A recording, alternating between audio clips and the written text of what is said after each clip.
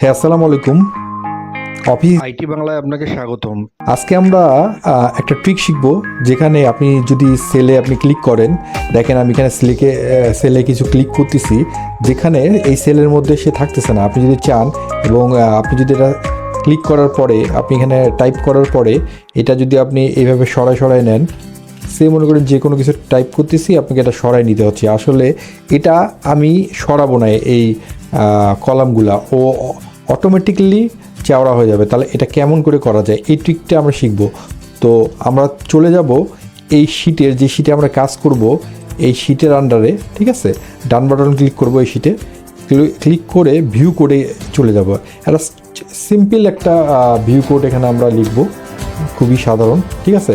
এখানে আসে এই যে অ্যারোতে ক্লিক করব, অ্যারোতে ক্লিক করে ওয়ার্কশিটে যাব, ঠিক আছে। এই যে মাঝখানে আমরা এখানে জাস্ট লিখব CELLS সেলস ডট, লেখার সাথে সাথে আপনার এরকম একটা চলে আসবে, ঠিক আছে।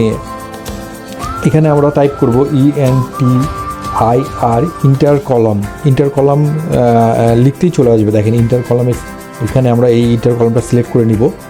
নেওয়ার পরে এখানে ডট লিখে অটো ফাইল লিখবো, ঠিক আছে। AUT auto fit, sorry auto file না, অটো ফিট। এই যে অটো ফিট এখানে আছে, এই অটো ফিটটা আমরা সিলেক্ট করে নিব।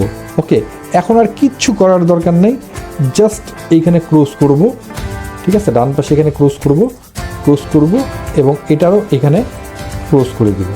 ওকে, আমাদের কিন্তু অটো ফিট করা হয়ে গেছে। আপনার অটো ফিট হয়ে যাবে। এখন আপনি দেখেন এখানে আমি যাই লিখি এন্টার দিলাম, দেখছেন আপনার সুন্দরভাবে এটা অটো ফিট হয়ে গেছে।